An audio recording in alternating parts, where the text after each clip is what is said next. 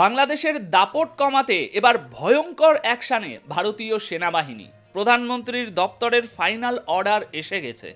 যারা ভারতের chicken neck কাটার স্বপ্ন দেখছিল তাদের গর্দানে এখন ভারতীয় সেনার থাবা। বাংলাদেশের সীমান্তে ভারতের বিধ্বংসী 17 মাউন্টেন স্ট্রাইক কোরের এন্ট্রি হয়েছে। ভারতের রকেট ফোর্সের এই রণসজ্জা দেখে ওপার বাংলার জেনারেলদের কপালে এখন চিন্তার ভাঁজ। মাউন্টেন ওয়ারফেয়ার বা পাহাড়ি যুদ্ধের সবচেয়ে ঘাতক বাহিনী এখন বর্ডারে মোতায়েন। দর্শক, বাংলাদেশে গত কিছুদিন ধরে যে ভারত বিরোধী কার্যকলাপ এবং কথার লড়াই চলছে তার মাঝেই দিল্লি এমন এক নীরব চাল চেলেছে যার কম্পন এখন ঢাকার ক্ষমতার অন্তরে ভূমিকম্পের মতো অনুভূত হচ্ছে। এতদিন যেসব নেতারা টিভি স্টুডিও আর র্যালিতে মাইক হাতে ভারতের টুকরো করার, চিকেন নেক ব্লক করার এবং উত্তর পূর্ব ভারতকে কেটে ফেলার বড় বড় বুলি আওড়াচ্ছিলেন, তাদের গলা এখন শুকিয়ে কাঠ হয়ে গেছে। তারা ভেবেছিল ভারত হয়তো শান্তি আর ভাই ভাই সম্পর্কের দোহাই দিয়ে সব চুপচাপ মেনে নেবে, কিন্তু তারা ভুলে গিয়েছিল যে এটা নূতন ভারত। এই ভারত ধমকানির জবাব মুখে দেয় না, বরং ব্যাটালিয়ান পাঠিয়ে দেয়। দর্শক, সীমান্তের পরিবেশ রাতারাতি বদলে গেছে। যেখানে আগে শুধু চোরাচালান আটকানোর জন্য বিএসএফের টহলদারি চলতো, সেখানে আজ ভারতীয় সেনার সেই ইউনিটের বুটের আওয়াজ শোনা যাচ্ছে যাদের গোটা বিশ্ব অফেন্সিভ ফোর্স বা আক্রমণাত্মক বাহিনী হিসাবে চেনে। এই বাহিনী শত্রুর হামলার অপেক্ষা করে না, বরং শত্রুর ডেরায় ঢুকে লড়াই শেষ করে আসার জন্য এদের তৈরি করা হয়েছে। বাংলাদেশের সেনাবাহিনী যারা এতদিন তাদের নেতাদের বড় বড় কথায় তালি দিচ্ছিল, এখন তারা বাস্তব পরিস্থিতি দেখে আতঙ্কে রয়েছে। ভারত কোনো প্রেস কনফারেন্স না করে, একটি শব্দও খরচ না করে নিজেদের আয়রন ফিস্ট টেবিলের উপরে রেখে দিয়েছে।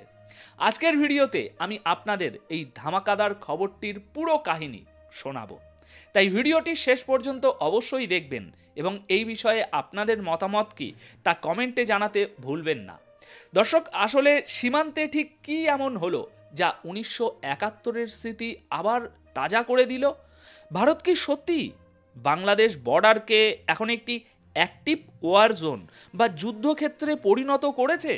আর এই 17 মাউন্টেন স্ট্রাইক কোর আসলে ভারতের কোন সেই শক্তি যার নাম শুনলেই প্রতিবেশী দেশের রেঞ্জারদের হাত পা ঠান্ডা হয়ে যাচ্ছে?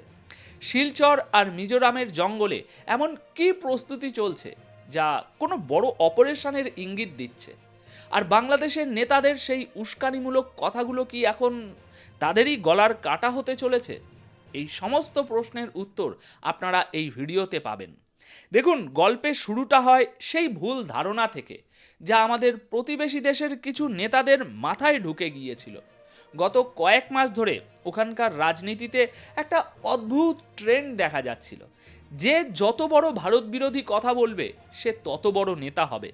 কেউ বলছিল ভারতের চিকেন নেক করিডোর কেটে দেব, তো কেউ আমাদের উত্তর পূর্ব ভারতের রাজ্যগুলোকে ভারত থেকে আলাদা করার দিবা স্বপ্ন দেখছিল। দেখুন, এসব ছিল খবরে টিকে থাকার সস্তা নাটক। তারা ভেবেছিল ভারত তো সহনশীল, ভারত আর কী বা করবে, খুব জোর বিদেশ মন্ত্রক থেকে একটা কড়া নিন্দার চিঠি আসবে।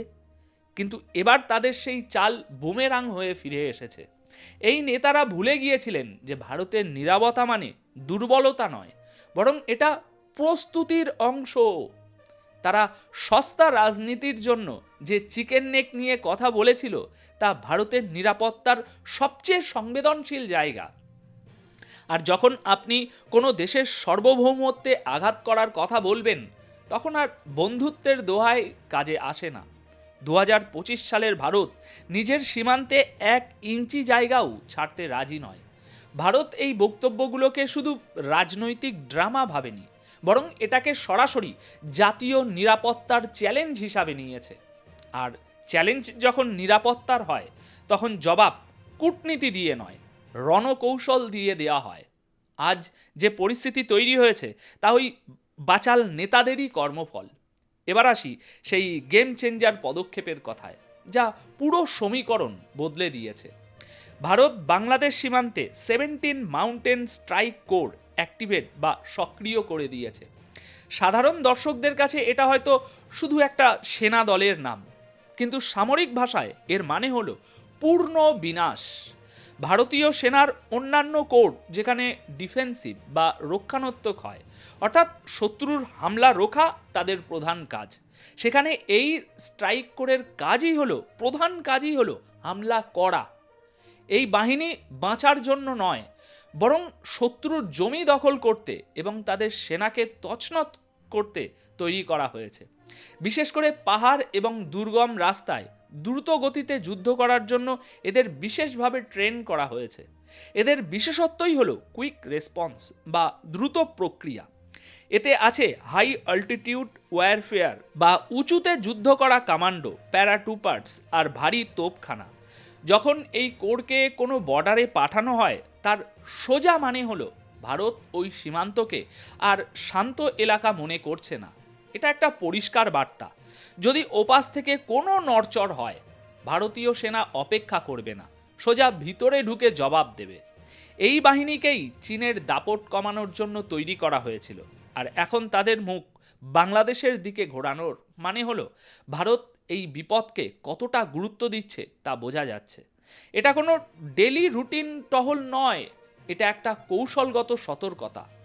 দেখুন, সূত্র থেকে যে খবর আসছে তাতে জানা যাচ্ছে মিজোরাম এবং শিলচরের সীমান্ত এলাকাগুলোতে তৎপরতা এখন তুঙ্গে। সেখানে ব্যাটালিয়ন কমান্ড জোন তৈরি হচ্ছে। এর মানে সেনা সেখানে শুধু তাঁবু খাটিয়ে বসে নেই, বরং লম্বা এবং বড় কোনো অপারেশনের জন্য বেস তৈরি করছে। লজিস্টিক অর্থাৎ রসদ, গোলাবারুদ এবং তেলের ডিপোগুলোকে সীমান্তের আরও কাছে নিয়ে যাওয়া হচ্ছে। ভারী ট্রাকের আনাগোনা সেখানকার পরিবেশ বদলে দিয়েছে। সবচেয়ে বড় কথা, সেখানে রকেট আর্টিলারি এবং ভারী হাতিয়ার মোতায়েনের খবরও পাওয়া যাচ্ছে। এতদিন ভারত বাংলাদেশ সীমান্তকে একটা সফট বর্ডার ভাবা হতো, যেখানে মূল ফোকাস ছিল চোরাচালান রোখা। কিন্তু ভারত এখন এটাকে একটা অপারেশনাল থিয়েটারে বদলে দিয়েছে, ঠিক যেমনটা আমরা পাকিস্তান বর্ডারে দেখি। এর মানে এখন 24 ঘন্টার র্যাডার ঘুরবে, ড্রোন আকাশে নজর রাখবে এবং স্যাটেলাইট দিয়ে প্রতি ইঞ্চিতে নজরদারি চালানো হবে। ভারত তার কৌশল বর্ডার ম্যানেজমেন্ট থেকে সরিয়ে এখন ওয়ার ফাইটিং মোডে নিয়ে গেছে। এই পরিবর্তন বুঝিয়ে দিচ্ছে যে ভারত এখন কোনো সারপ্রাইজের জন্য তৈরি থাকতে চায় না, বরং নিজেই সারপ্রাইজ দেওয়ার জায়গায় চলে এসেছে। যে ধরনের কিলাবন্দি করা হচ্ছে তাতে পরিষ্কার, যদি ঢাকা থেকে বিন্দুমাত্র ভুল হয়, কোনো ভুল আদেশ আসে, তার জবাব দিতে ভারতীয় সেনার কয়েক মিনিটও সময় লাগবে না।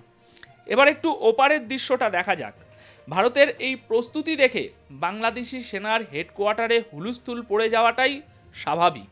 সেখানকার জেনারেল এবং সেনা অফিসাররা ভালোই জানেন যে নেতাদের ভাষণ দিয়ে যুদ্ধ জেতা যায় না। তারা নিজেদের ক্ষমতা আর ভারতের শক্তি দুটোই খুব ভালো করে জানেন। তাদের ওই বাচাল নেতারা তো জোশের বশে হুমকি দিয়ে ফেলেছেন, কিন্তু এখন যখন সামনে 17 মাউন্টেন স্ট্রাইক কোর দাঁড়িয়ে, তখন তারা নিজেদের সীমান্তের দুর্বলতা পরিষ্কার দেখতে পাচ্ছেন। দেখুন, বাংলাদেশি সেনার এই ভয়ের 3টি প্রধান কারণ আছে। 1, তারা জানে ভারতের কাছে প্রযুক্তি, বায়ুসেনা আর স্থলসেনার যে তালমিল আছে, তার সামনে টিকে থাকা তাদের সাধ্যের বাইরে।